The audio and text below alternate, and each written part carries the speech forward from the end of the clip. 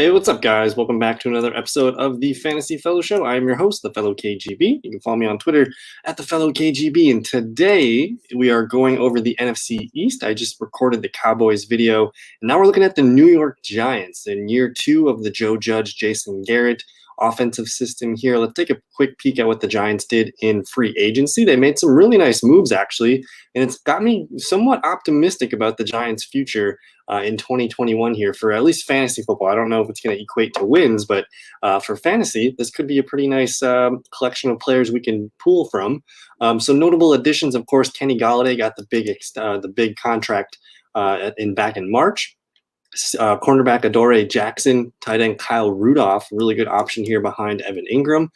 New backup running back is going to be Devontae Booker. They got him from Las Vegas. And then a defensive end here, Fede Odenigbo, and then John Ross and Mike Glennon. So we'll see if John Ross can stick around. I'm not too optimistic about him for fantasy, but I really like Kenny Golladay adding some juice to this offense. You got to like Kyle Rudolph kind of solidifying that tight end too, giving Daniel Jones another safe, reliable target. And then the defense should be a little bit improved here. We'll look at the draft in a second. But let's look at who left the New York Giants this year. That's guard Kevin Zeitler, defensive tackle Dalvin Tomlinson, Tyler Fackrell, Colt McCoy. I think he's out in – where did Colt McCoy end up? Maybe Arizona. And then Wayne Gallman. So plugging in Devontae Booker for Wayne Gallman, that's going to be fine. Let's just take a quick peek at the draft class. So they traded down from their original spot here, and they ended up with Cadarius Tony. I know a lot of people are not excited about this in the fantasy community. How does Cadarius Tony fit in there with Golladay, with Sterling Shepard, with Darius Slayton? Well, they don't really have a body type like him, or they don't really have a guy that can move and do the things that he does. He's going to be kind of used like a Percy Harvin would have been used, maybe even some Reggie Bush stuff out of the backfield. We'll see how creative Jason Garrett gets with Kadarius Toney, but I'm pretty optimistic that Toney is going to be given some select plays to try to run, maybe get some handoffs, some fun wheel routes, and some interesting concepts for Kadarius Toney. In round two, they go Aziz Ojolare from Georgia, who fell quite a bit, all the way to 50. He was potential first rounder, and he's the 7th defensive end off the board. So I think this is a really good value for the Giants here. They get a really good defensive end. In the third round, they get the 9th cornerback off the board, Aaron Robinson out of UCF. Another defensive end here, Ellerson Smith, Northern Iowa. Running back, Gary Brightwell out of Arizona. And then the 31st cornerback off the board, Rodarius Williams out of Oklahoma State. So a solid draft class. I think we're looking at Kadarius Toney, Aziz Ojolare, and we'll see if Aaron Robinson can make an impact this year. But it's interesting. We're going to be in year two of the Joe Judge, Jason Garrett system. Of course, Saquon Barkley coming back from injury. He only played in 2 games last year. He got hurt in that second week of the season. Pretty much shut it down after that.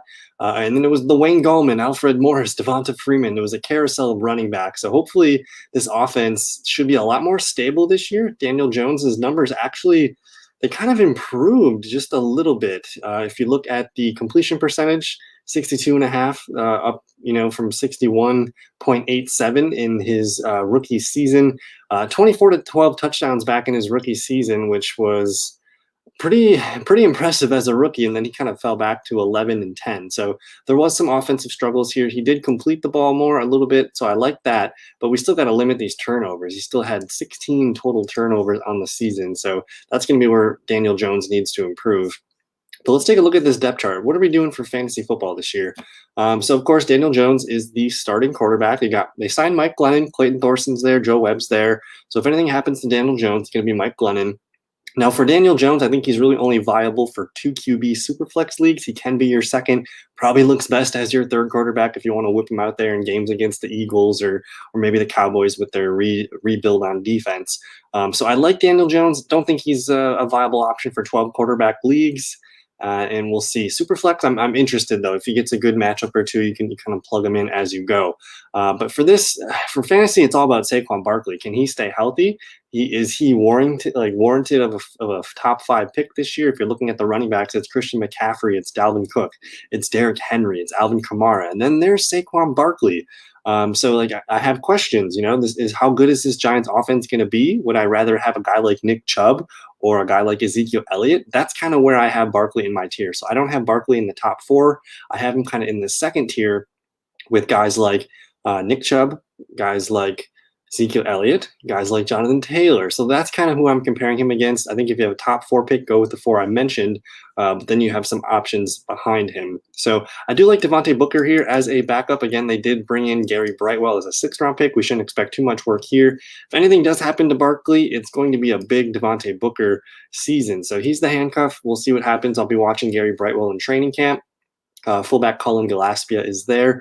Now look at this receiving. This is what I like about what the Giants did. Look at this receiver and tight end group. Last year, Daniel Jones was thrown to Darius Slayton, Sterling Shepard, a little bit of Golden Tate. So that's fine. But you're plugging in Kenny Golladay and a 1st-round pick in Cadarius Tony. That's a lot better than what Daniel Jones was given last year. And then you look at the tight ends. Evan Ingram, he struggles. He did struggle kind of a bit last year. But then you get Kyle Rudolph, which is kind of just like an anchor or safety net tight end, a good blocking tight end. They'll probably run more 2 tight end sets to get both those guys on the field. So, I mean, you're looking at 6 viable weapons, 7 if you include Saquon Barkley. So I do like the rotation of talent that Daniel Jones gets to throw the ball to. Now, the question is, outside of Barkley, who's going to be the most reliable? You got to think Kenny Golladay. He's almost guaranteed to lead this team in targets this year. Looking at my projections, I only have him at 109 targets so far right now. I don't expect the Giants to just whip the ball all around the yard, especially if Saquon Barkley's healthy. They're going to try to run the ball a little bit more. Barkley's still going to command a lot of targets. So you're talking about several mouths to feed, whether that's Barkley, Golladay, Shepard, even Slayton, and then Evan Ingram. So there's a lot of movement going on with the ball. I do like Kenny Golladay, but I think he's probably best left for a wide receiver 3 this year. Probably best ball leagues would probably be my favorite spot to get him. I don't know how consistent it's going to be. Essentially, he's going to be playing what Darius Slayton has been for Daniel Jones the last few years.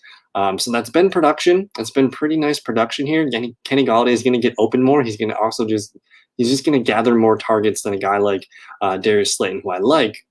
But if you go back to Darius Slayton's rookie season, I mean, 50 catches on 96 targets, 751 yards, and 3 touchdowns.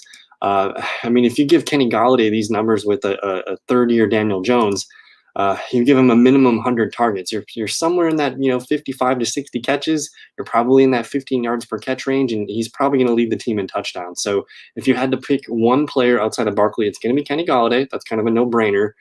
Sterling Shepard, maybe for PPR purposes, I don't love it. He's a guy that you can have on your bench and see what happens.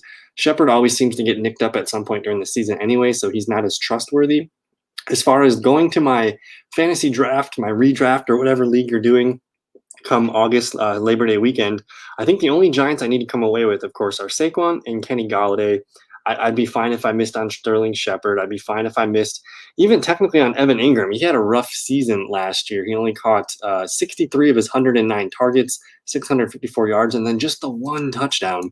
But if we go ahead and look at this, I want to see where he finished amongst tight ends. I know it was a rough season for tight ends last year if you don't own Kelsey, Waller, Tunyon, or Thomas. I guess even Hawkinson. I guess there was a good top 6 here.